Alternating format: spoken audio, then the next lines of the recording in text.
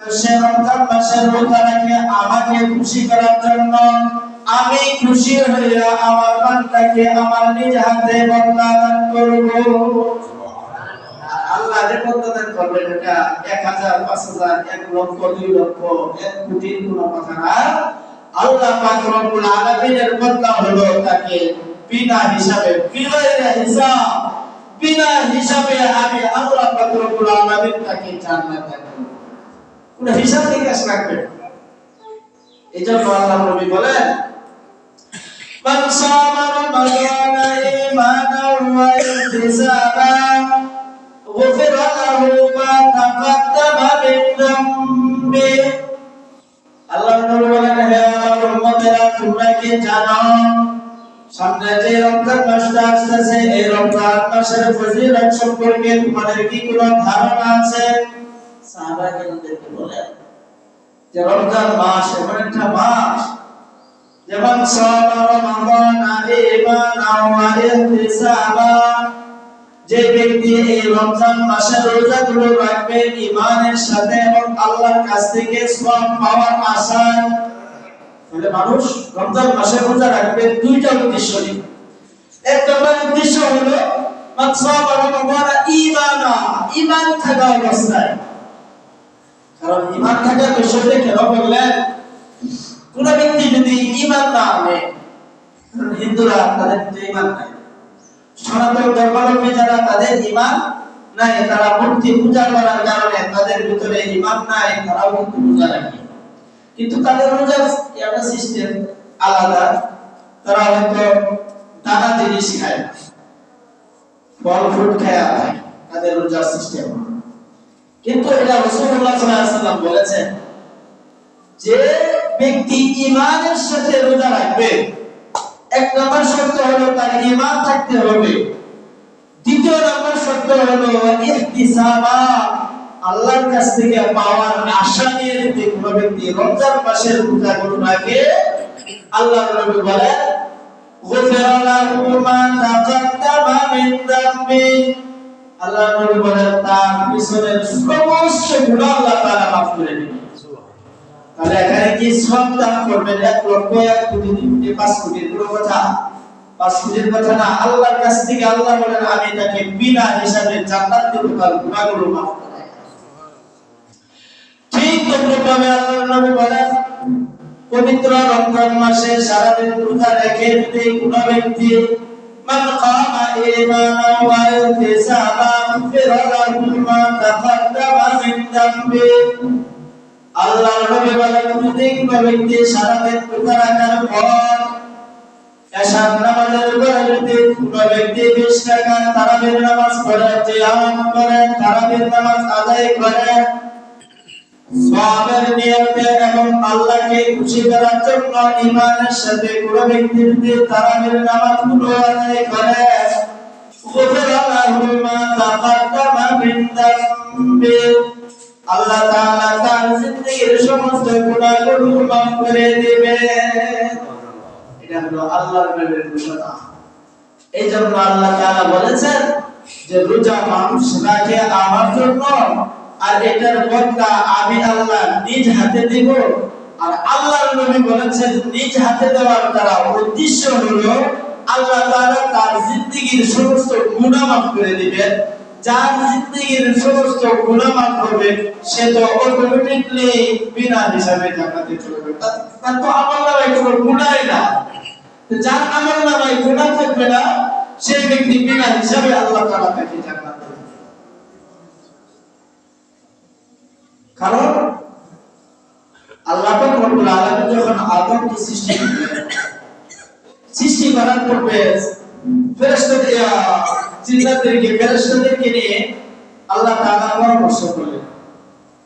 وَإِذْ قَالَ رَبُّكَ لِلْمَلَائِكَةِ إِنِّي جَاعِلٌ فِي الْأَرْضِ خَلِيفَةً, আল্লাহ তাআলা বললেন হে ফেরেশতারা আমি তো দুনিয়াতে আমার খলিফা, আমার প্রতিনিধি বানাতে চাইতেছি। আল্লাহ তাআলা পারতেন কারোর সাথে পরামর্শ না করে তিনি আদম বানাবেন, কিন্তু আল্লাহ তাআলা এটা করলেন না। আরেকটা জিনিস আমাদেরকে শিক্ষা দেওয়া হলো, ফেরেশতাদের সাথে যখন এটা বললেন যে আল্লাহ তাআলা বললেন যে আমি প্রতিনিধি বানাইতে চাই দুনিয়াতে, কারণ দুনিয়াতে আসমান জমিন আমি সব কিছু বানাইলাম, সেখানে বসবাস করার মতো কেউ নাই, শুধু তোমরাই বসবাস করতেছো। ফেরেশতাদেরকে আল্লাহ তাআলা বলেন যে আমি খলিফা বানাইতে চাই, আর প্রতিনিধি বানাইতে চাই দুনিয়াতে। তখন ফেরেশতারা বলে قالوا وتجعل فيها من يفسد فيها ويسفك الدماء। তার সামর্থ্য হবে আল্লাহ, আপনি কি এমন আদম বানাইতে চান, এমন প্রতিনিধি বানাইতে চান, তারা তো মারামারি করবে, হানাহানি করবে, কাটাকাটি করবে, রক্তপাত ঘটাবে, গালাগালি করবে, মারামারি করবে।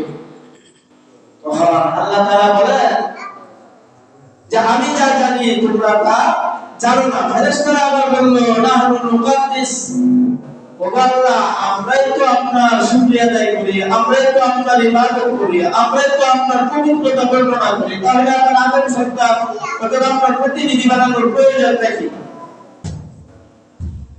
মুফাসসিরিনে কেরামগণ এই আয়াতের ব্যাখ্যায় বলেছেন যে ফেরেশতারা আল্লাহ পাক রব্বুল আলামিনের প্রত্যেকটা ফেরেশতারা তো তাই করে। ফেরেশতাদেরকে আল্লাহ পাক রব্বুল আলামিন কোনো সময় বলতে হয় না এটা কেন বললেন না। আল্লাহ পাক রব্বুল আলামিন যেভাবে আদেশ করেন সেভাবে ফেরেশতারা আহার করে না, এটা থেকে তারা পবিত্র। ফেরেশতারা বিবি বাচ্চা নাই, তাদের খালিশাত নাই, এটা থেকে তারা মুক্ত। এইজন্য ফেরেশতারা সকল প্রকার পাপাচার থেকে বেঁচে থাকে। তাদের খাওয়া দাওয়ার দরকার নাই, তাদের পানাহার করার দরকার নাই, তাদের বিবি বাচ্চা নাই যে তাদের খালিশাতকে পূরণ করবে। আর আল্লাহ পাক রব্বুল আলামিন আদম সন্তানকে আদম বানায়া তাদের মধ্যে খাইশাত দিবেন, তাদের মধ্যে খাওয়া দাওয়ার মাত্রা দিবেন, তারা পানাহার করবে, তারা পান করবে, তারা খাওয়া দাওয়া করবে, তারা বিবিদের সাথে তারা খাইশাত পূরণ করবে। কিন্তু এত সত্ত্বেও যে ব্যক্তি আল্লাহকে মানবে, যেটা হালাল ওটা করবে আর যেটা হারাম সেটা বর্জন করবে, আল্লাহ পাক রব্বুল আলামিন বলেন কাল কিয়ামতের ময়দানে আমি সকলের সামনে, হাসরের ময়দানে সমস্ত মানুষের সামনে আমি গর্ব করে বলবো যে আদম সন্তানকে আমি বানিয়েছিলাম, তাদের মধ্যে খারাপ কাজ করার যোগ্যতাও ছিল, তারা পানাহার করার যোগ্যতা ছিল তাদের মধ্যে, পান করার যোগ্যতা তাদের মধ্যে ছিল, কিন্তু আমি আল্লাহ তাআলাকে ভয় পেয়ে আমাকে খুশি করার জন্য সকাল থেকে নিয়ে সন্ধ্যা পর্যন্ত পানাহার থেকে বিরত ছিল, পান করা থেকে বিরত ছিল, খাওয়া দাওয়া থেকে বিরত ছিল এবং সকল প্রকার খায়সাত মেটানো থেকে বিরত ছিল। আমি আল্লাহ পাক রব্বুল আলামিন তাদের মধ্যে যোগ্যতা থাকা সত্ত্বেও, খাওয়ার যোগ্যতা ছিল এরপরেও তারা খায় নাই, তার মানে বুঝে গেল তারা অবশ্যই আমাকে মেনেছে, আমার হুকুম পালন করেছে। এই জন্য আমি আল্লাহ পাক রব্বুল আলামিন বনি আদমের মধ্য থেকে যারা পবিত্র রমজান মাসের 30টি রোজা রেখে, পবিত্র রমজান মাসের 30টা তারাবি রেখে, তারাবি আদায় করে পবিত্র রমজান মাসের পবিত্রতা যে ব্যক্তি রক্ষা করেছে, আমি আল্লাহ পাক রব্বুল আলামিন কিয়ামতের ময়দানে, হাসরের ময়দানে আমি ঘোষণা করতেছি তাদের জন্য বিনা হিসাবে জান্নাত তৈরি করতেছি।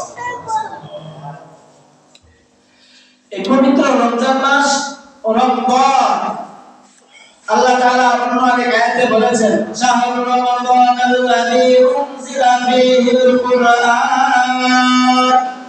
শাহরুর রমাদান এটা আরবি শব্দ।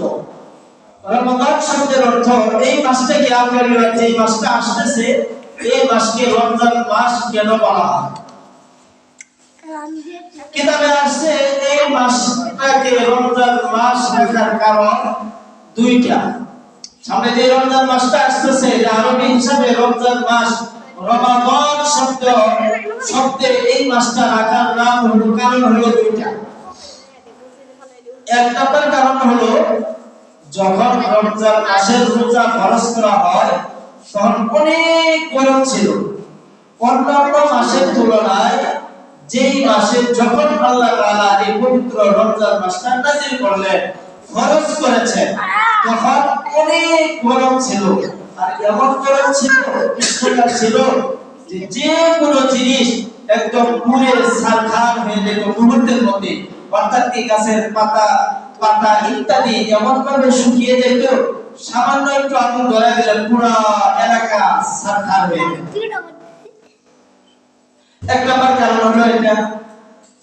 আর দ্বিতীয় নম্বর কারণ হলো রমজান শব্দের অর্থ হলো শেষ করে দেওয়া, নিঃশেষ করে দেওয়া, পুরো ছারখার করে দেওয়া। মুফাসসিরিনে কেরামগণ এই আয়াতের ব্যাখ্যায় বলেছেন এই মাসে এই রমজান মাসকে রমজান মাস এই জন্য বলা হয় যে মুমিন মুসলমান, যে মুমিন মুমিনা নারী এই পবিত্র রমজান মাসের 30টা রোজা রেখে 30টা তারাবিহ পড়ে সকল প্রকার পাপাচার থেকে যদি বেঁচে থাকে তাহলে আল্লাহ পাক রব্বুল আলামিন তার যত গুনাহ পাপের কাজ আছে সবগুলো আগুনে জ্বালাইয়া লাকড়ি যেভাবে একদম ছাই করে দেয় ঠিক তদ্রূপ ভাবে আল্লাহ পাক রব্বুল আলামিন ওই মুমিন মুমিনা রোজা রাখার কারণে তার জিন্দেগীর সমস্ত গুনাহগুলো পুরো একদম সারখার করে দেয়। সুবহানাল্লাহ। এটা হলো রমজান মাস, এটাকেই বলা হয় রমজান মাস। এই জন্য এই মাসকে রমজান মাস বলা হয়। এই পবিত্র রমজান মাসে মূলত 3টা জিনিস থেকে বিরত থাকার নাম হলো রোজা। রমজান সবাই আমরা একটু খেয়াল করুন, 3টা জিনিস থেকে বিরত থাকার নাম হলো রোজা। এক নম্বর হলো খাওয়া দাওয়া থেকে বিরত থাকা, সকাল থেকে নিয়ে সন্ধ্যা পর্যন্ত। দ্বিতীয় নম্বর হলো পানীয় জিনিস খাওয়া থেকে, পান করা থেকে বিরত থাকা। এক নম্বর খাওয়া, দ্বিতীয় নম্বর পান করা থেকে বিরত থাকা। 3 নম্বর হলো সকাল থেকে সন্ধ্যা পর্যন্ত নিজের খায়শাত পূরণ করা থেকে বিরত থাকার নাম হলো রোজা। এই 3টা কাজ কিন্তু আমরা সবাই যারা যারা কি কোনোদিন আমরা খাই না, কোনোদিন পালন করি না, দিনের বেলা আমরা খায়শাত পূরণ করি না। তো এখানে যে উদ্দেশ্য, যে জিনিসটা পান করা, খাওয়া দাওয়া করা, পানাহার করা এবং খায়শাত পূরণ করা, এটা হলো হালাল।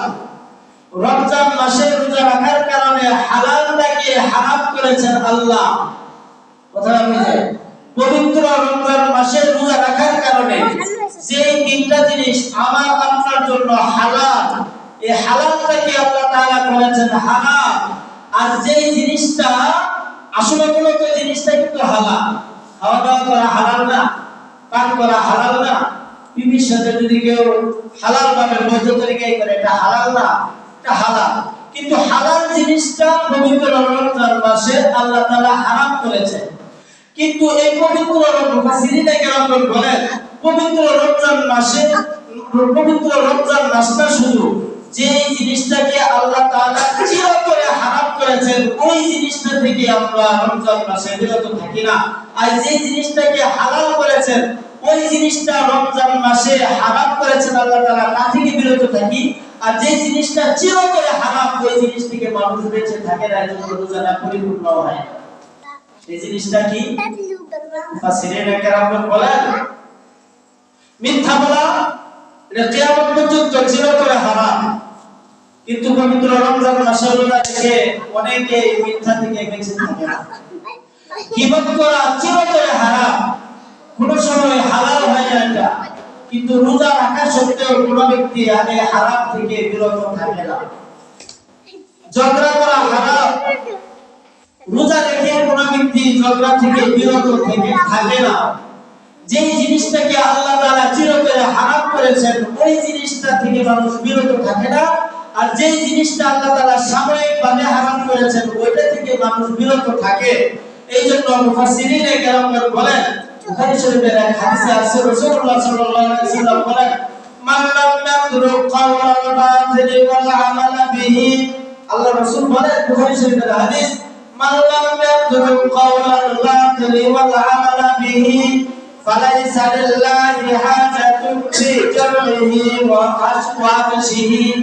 আল্লাহ নবী বলেন যে ব্যক্তি পবিত্র রমজান মাসে রোজা রেখে গীবত থেকে তার সমাজটাকে রক্ষা করতে পারলো না, যে ব্যক্তি পবিত্র রমজান মাসে রোজা রেখে সে মিথ্যা বলা থেকে সমাজটাকে পবিত্র রাখতে পারলো না, যে ব্যক্তি তার হাত পাকে হারাম কাজ থেকে বিরত রাখতে পারলো না, আল্লাহ নবী বলেন, আল্লাহ তাআলা বলেন ফালাইসা লিল্লাহি হাজাতুন, তাহলে ওই ব্যক্তি যে সারাদিন উপবাস রইলো, না খেয়ে থাকলো, পানাহার থেকে বিরত রইলো, এই বিরত থাকাটা আল্লাহ তাআলার কাছে কোনো ফালাইসা লিল্লাহি হাজা, আল্লাহর কোনো প্রয়োজন নাই, অর্থাৎ কি আল্লাহ তাআলার কোনো দরকার নাই। তার মানে বোঝা গেল পবিত্র রমজান মাসে সবচেয়ে বেশি, কারণ পানাহার থেকে তো আমরা বিরত থাকি, আমরা নিজের খায়সাত পূরণ করা থেকে তো বিরত থাকি, কিন্তু আসল বিষয় হলো সকল প্রকার যত প্রকারের গুনাহ আছে সকল প্রকার গুনাহ থেকে নিজেকে বিরত রেখে পবিত্র রমজান মাসে রোজাগুলো রাখা। আল্লাহ নবী মুহাম্মদ রাসূলুল্লাহ সাল্লাল্লাহু আলাইহি ওয়াসাল্লাম বলেন যে কানের আছে রোজা আছে, জবানের রোজা আছে, চোখের রোজা আছে, হাতের রোজা আছে, পায়ের রোজা আছে, পেটের রোজা আছে। আল্লাহ নবী বলেন যে সব কিছু রোজা আছে।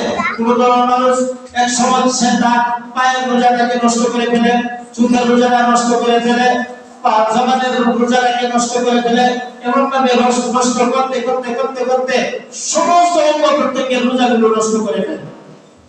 তো রাসূলুল্লাহ সাল্লাল্লাহু আলাইহি ওয়াসাল্লাম সাহাবায়ে জিজ্ঞাসা করলেন, ও আল্লাহর নবী তাহলে কিভাবে নষ্ট করা হয়? তখন রাসূলুল্লাহ সাল্লাল্লাহু আলাইহি ওয়াসাল্লাম বলেন যে কোন ব্যক্তি যখন রোজা থাকা অবস্থায় মিথ্যা বলবে, গীবত করবে, তখন তার জবানের রোজাটা শেষ হয়ে যায়, রোজাটা আর হয় না। যখন গান শুনবে তখন কানের রোজাটা নষ্ট হয়ে যায়, তখন বেগানা নারীর দিকে তাকাবে অথবা হারাম জিনিসের দিকে তাকাবে, চোখের রোজাটা নষ্ট হয়ে যায়। যখন হারাম জিনিস ধরবে হাতের রোজাটা নষ্ট হয়ে যায়। যখন হারাম জিনিসের দিকে অগ্রসর হবে তখন পায়ের রোজাটা নষ্ট হয়ে যায়। যখন হারাম জিনিস দ্বারা ইফতার করবে অথবা হারাম জিনিস দ্বারা যদি সেহরি খায় তাহলে পেটের রোজাটা নষ্ট হয়ে যায়। এমন ভাবে সারাদিন মানুষের রোজা নষ্ট হতে হতে হতে হতে সমস্ত অঙ্গ প্রত্যঙ্গের রোজা নষ্ট হয়ে যায়। অবশেষে আল্লাহ পাক রব্বুল আলামিন ওই ব্যক্তির ব্যাপারে বলেন যে কুকুর উপাস থাকা আর তোমার উপাস থাকার মধ্যে কোনো পার্থক্য নাই।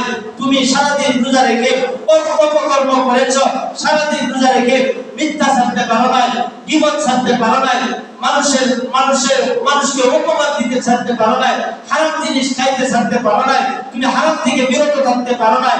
তোমার মতো রোজা রাখা আমার কাছে কোনো দরকার নাই। কুকুর উপাস থাকার চেয়ে তোমার উপাস থাকার চেয়ে কুকুরের উপাস থাকাটা একটা স্বার্থপর হবে, তোমার উপাস থাকা কোনো স্বার্থপর হবে না। অর্থাৎ আল্লাহ পবিত্র হবে। এই জন্য রমজান মাস আসতেছে, আমরা সকল প্রকার গুনাহ থেকে আমরা বিরত থাকবো। আর এই পবিত্র রমজান মাসে সেহরি রাসূলুল্লাহ সাল্লাল্লাহু আলাইহি ওয়াসাল্লাম বলেছেন ইফতার তাড়াতাড়ি করতে আর সেহরি দেরিতে খেতে। সেহরি আমরা দেরিতে খাবো আর পবিত্র রমজান মাসে ইফতারগুলো তাড়াতাড়ি করতে রাসূলুল্লাহ সাল্লাল্লাহু আলাইহি ওয়াসাল্লাম ইরশাদ করেছেন। আর আমরা বেশি বেশি এই পবিত্র রমজান মাসে দান সদকা করার চেষ্টা করব, বেশি বেশি দান সদকা করব। এখন থেকে আমরা প্রস্তুতি নিয়ে নেব অন্যান্য সকল প্রকার পেরেশানি, সকল প্রকার কাজকে আমরা হালকা করে রমজান মাসে জিকির আজকার তিলাওয়াত বেশি বেশি আমরা করব। সময় থেকে আমরা ফারিগ করে নেব। পবিত্র রমজান মাসটা আল্লাহর ইবাদতের জন্য আমরা একটা নির্ধারণ করে নেব যে আমি এতটুকু সময় কুরআন তেলাওয়াত করব, এতটুকু সময় আল্লাহ জিকির করব, এতটুকু সময় নফল নামাজ করব, বেশি বেশি নফল কাজ করব ইনশাআল্লাহ। আল্লাহ পাক রব্বুল আলামিন আপনাকে আমাকে